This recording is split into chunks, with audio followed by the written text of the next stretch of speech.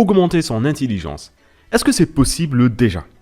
Eh bien non, le QI est quelque chose qui ne change pas vraiment au cours de la vie. Vous naissez avec un certain potentiel qui restera globalement tel qu'il est. L'intelligence est bien un potentiel, mais ça ne signifie en rien que vous ne pouvez pas l'exploiter. Imaginez cette petite situation. Une personne qui a toujours été naturellement douée en dessin. Il apprenait beaucoup plus vite, était un bon observateur et on l'a souvent complimenté pendant son enfance pour son talent. Sauf que, passé l'adolescence, il a décidé de mettre ce passe-temps de côté et s'est consacré à d'autres choses. Le résultat, c'est qu'aujourd'hui, il a un niveau de dessin considéré comme moyen et d'autres qui n'avaient même pas ses capacités innées l'ont rattrapé puis dépassé. La même situation peut se produire pour d'autres compétences. Les maths, la rédaction, le chant, la musique, etc. Pour l'intelligence, c'est exactement la même chose. Si vous avez 140 de QI, mais que vous dépensez tout votre temps exactement comme quelqu'un qui en a 90, il n'y a concrètement rien qui vous différencie de lui. En gros, c'est un peu comme être un très bon cuisinier et décider par flemme de se mettre une pizza surgelée au four. Du coup, la question n'est pas vraiment comment devenir plus intelligent, mais plutôt comment vous pouvez éviter de gâcher votre potentiel au quotidien. Même si on ne va pas s'attarder sur une définition poussée de l'intelligence dans cette vidéo, on peut au moins dire ceci. L'intelligence et la curiosité sont intrinsèquement liées. Plus vous êtes curieux, plus vous serez intelligent. Là, je ne vous apprends rien. Et vous allez me dire, mais attends, la curiosité est naturelle, comme l'intelligence. On ne peut pas en avoir plus ou moins. Eh bien oui, mais non. Parce qu'il y a plusieurs facteurs qui peuvent jouer contre elles. En gros, cela dépend de l'environnement dans lequel vous avez évolué.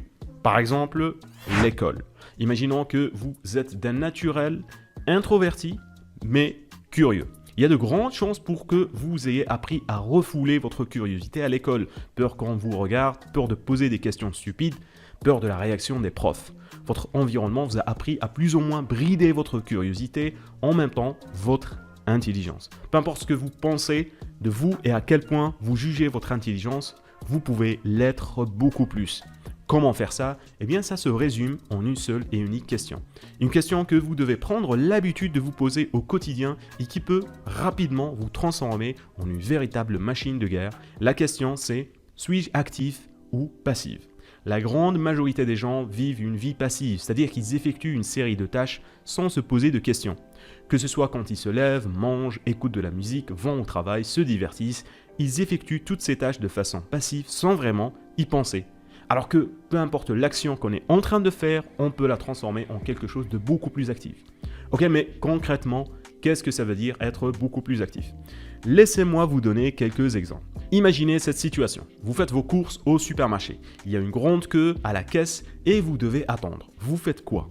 Eh bien, en général, vous faites rien. Vous attendez sans rien faire, le regard dans le vide ou vous prenez votre téléphone.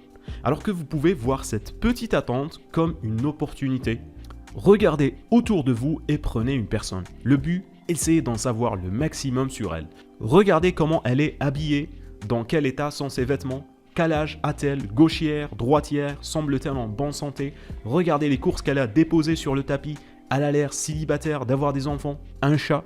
En quelques minutes, voilà comment une simple file d'attente peut vous donner l'opportunité de faire travailler votre mémoire, votre observation et votre déduction. Deuxième exemple.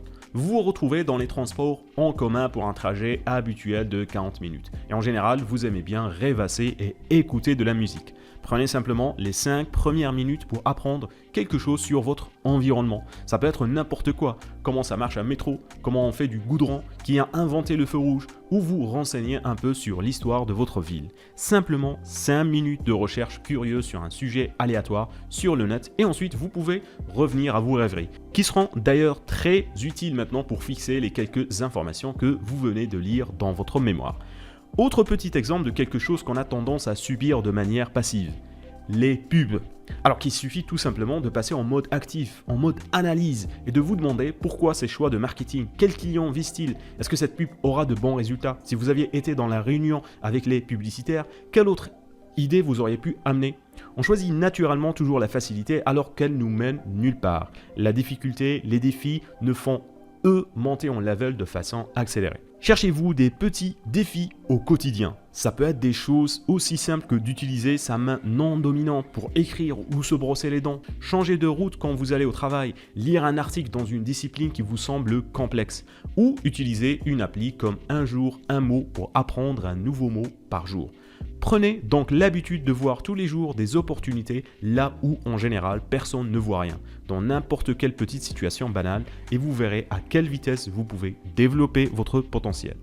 Si cette vidéo vous a plu, ma vidéo précédente devrait aussi beaucoup vous plaire parce que je vous explique comment devenir l'expert d'un sujet en un temps record. Je vous invite à aller la regarder maintenant.